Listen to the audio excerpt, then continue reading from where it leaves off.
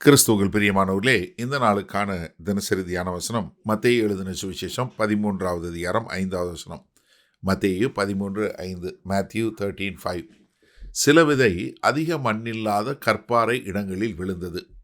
மண் ஆழமாய் இராததினாலே அது சீக்கிரமாய் முளைத்தது. இப்போ அடுத்த இதை சொல்றாரு. முதலாவது என்ன வந்து வழி அருகே.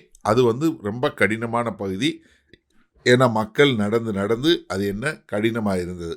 இப்போ அடுத்த நிலம் எப்படி சொல்கிறாரு, இந்த நிலம் மணல் இருக்கு, மண் இருக்கு, ஆனால் கீழே பாறை இருக்கு.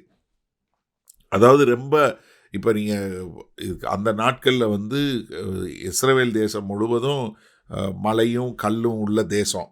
அதில் என்ன காத்தடிச்சு இந்த மண் என்ன ஆகும், இந்த மலை மேலே விழுந்து மலையினுடைய மேற்பகுதி என்னவா இருக்கும், கொஞ்சம் மண் இருக்கும், ஆனால் கீழே பாறை. இந்த மணல் எப்படி வந்தது, மண் எப்படி வந்தது, காற்றுனால, இதனால இல்லை மழை பெஞ்சு வெள்ளம் அடித்ததுனால அதில் வந்த ஒரு காரியம். அதனால் அந்த மண் இருக்குது, ஆனால் கீழே என்ன பாறையான பகுதி, கற்பாறை, நல்ல கற்பாறை மேலே. அதனால தான் ஒரு நல்ல ஒரு பாறை மேலே விழுந்த மண். இந்த விதை எங்கே விழுகுது, அங்கேயும் விழுகுது. ஆனால் மண் இருக்கிறதுனால என்ன பண்ணுது, அது மண் ஆழமாக இல்லை, ஆனால் அதனால் என்ன பண்ணுது, அந்த மண்ணில் விழுந்த உடனே இந்த விதை முளைத்து சீக்கிரமாக வரக்கூடிய ஒரு காரியம், ரொம்ப சீக்கிரம் வளரக்கூடியது. ஏன்னா அதுக்கு மேலே உள்ள மண்ணுக்கு இருக்கக்கூடிய அதில் நல்ல ஒரு ஈரப்பாங்கான ஒரு பகுதியாக இருக்கும். ஏன்னா ஒரு கல்லுக்கு மேலே உள்ள மண் ஏன்னா அதனுடைய ஈரப்பதம் அப்படியே இருக்கும். ஏன்னா கீழே நல்ல பாறையாக இருக்கிறதுனால மேலே இருக்கிற அந்த இதில் உள்ள தண்ணீர், மலையில் பெய்ஞ்ச தண்ணீரோ இதோ நல்ல ஒரு ஈரப்பதம் உள்ள நிலைமையினால அது மீதி நிலத்தில் விழுகிறத காட்டிலும் இதில் விழக்கூடிய விதை ரொம்ப சீக்கிரம் வளரக்கூடியதாக இருக்கிறது. அதனால் என்ன பண்ணுது, ரொம்ப சீக்கிரம் முளைக்கக்கூடியதாக இருக்கிறது.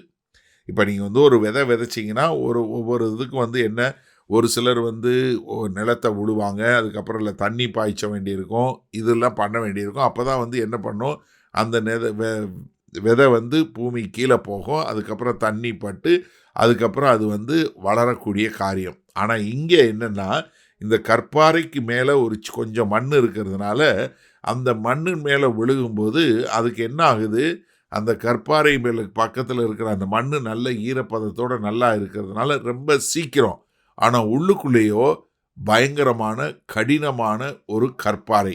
அது என்ன ஆகும்னா, கொஞ்ச நாளுக்கு அப்புறம் அது ரொம்ப லெகுவாக விழுந்து போயிடும். ஆனால் வர்றது ரொம்ப வேகமாக முளைக்கக்கூடியதாக இருக்கும். அதனால தான் இன்றைக்கு நீங்கள் பார்த்தீங்கன்னா ஒரு சில மலைப்பாங்கான இடத்துல பார்த்தீங்கன்னா அதிகமான முறையில் நிறையா செடிகள் பூக்கும், ரொம்ப வேகமாக.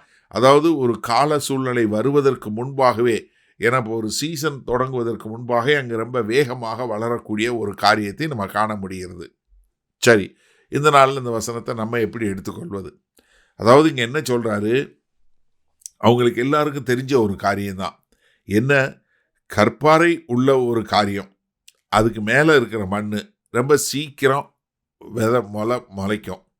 அப்போ என்ன, ஒரு மேலோட்டமான ஒரு காரியம் என்பதை மிக தெளிவாக அவங்களால புரிஞ்சு கொள்ள முடியும். இப்போ அவர் சொல்கிறது என்ன, ஒரு நல்ல ஒரு மனக்கண் திறக்கப்பட்டவனாக இருந்தால் அவனுக்கு ரொம்ப லெகுவாக புரியக்கூடிய ஒரு காரியத்தை சொல்கிறாரு. ஏன்னா மண் இருக்குது, ஆனால் அது அதிகமான மண் கிடையாது. இன்றைக்கு நீங்கள் பார்த்தீங்கன்னா பெரும்பாலும் மலைப்பகுதியில் பார்த்தீங்கன்னா ஒரு மழை பெஞ்சு ரொம்ப இது வந்துச்சுன்னா நிலச்சரிவு உண்டாகிறத நீங்கள் காண முடியும். நிறைய இடங்களில் நிலச்சரிவு உண்டாகும். மழை பெஞ்ச உடனே மரங்கள் எல்லாம் கீழே வரக்கூடிய ஒரு காரியத்தை நீங்கள் பார்த்துருப்பீங்க. இது காரணம் இதுதான். ஏன்னா கற்பாறை மேலே மண் விழுந்து மண் இருக்கும். அந்த மண்ணில் செடி விழுந்து இந்த மரம் பிடிச்சிக்கிட்டு இருக்கிறதுனால இந்த வேர் அந்த கல்பாறையில் எல்லா இடம் படர்ந்து இருக்கிறதுனால கொஞ்ச காலம் அது நிற்கும். ஆனால் என்ன உண்டாகும், ஒரு நல்ல ஒரு பெரிய மழையோ நல்ல ஒரு காற்றோ விழும்போது, மழையுடன் கூடிய காற்று வரும்போது நிலச்சரிவை நீங்கள் பார்க்க முடியும். காரணம் என்னென்னா, அதிகமான மண் கிடையாது. அதனால் இந்த மரம் தன்னால் வேரூன்றி இருக்க முடியாது. அதைத்தான் இங்கே கர்த்தர் சொல்கிறாரு. என்ன, இவங்க உள்ளுக்குள்ளே கடினம், மேலாப்படி பார்த்தீங்கன்னா ரொம்ப லெகுவாக எடுத்துக்கொள்ளக்கூடிய மக்கள்.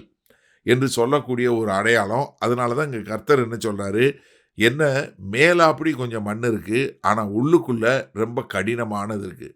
வெளியே பார்க்குறதுக்கு அவங்க கொஞ்சம் ரொம்ப லகுவானவங்க போல் இருப்பாங்க, ரொம்ப லேசாக ஏற்றுக்கொள்வங்க போல் இருப்பாங்க. ஆனால் உள்ளுக்குள்ளேயோ ரொம்ப கடினப்பட்ட இருதயம் இருக்கும் என்பதை காட்டக்கூடியதாக இங்கே கர்த்தர் சொல்லி கொடுக்குறாரு. அப்போ இது மக்களுடைய மனசு எப்படி இருக்குன்னா, அவங்க உள்ளுக்குள்ளே எப்படி இருப்பாங்க, லேசாக உள்ளுக்குள்ளே கடினப்பட்டவங்களாக இருப்பாங்க, வெளியில் லேசாக ஏற்றுக்கொள்ளக்கூடிய மக்களாக இருப்பார்கள். வல்லபிதாவே, இந்த அருமையான நல்ல நாளுக்காய் நன்றி. ஆமாண்டவரே, நாங்கள் முகத்தை பார்த்து தீர்மானிக்காதபடி, ஆமாண்டவரே, தோற்றத்தின்படி தீர்ப்பு செய்யாமல் அவங்களுடைய உள்ளான காரியங்களை பகுத்தறியக்கூடிய மக்களாய் இருந்து அதை சரியான முறையில் பற்றி கொள்ள எங்களுக்கு நல்ல ஞானத்தை கொடுக்க வேண்டுமாய் மீட்பெரும் இரட்சகருமாகிய இயேசு கிறிஸ்துவின் மூலம் ஜெபிக்கிறோம் வல்லபிதாவே, ஆமேன். கர்த்தர் உங்களை ஆசீர்வதிப்பாராக. நாம் இன்று மாலை மண்ணால் சந்திப்போம்.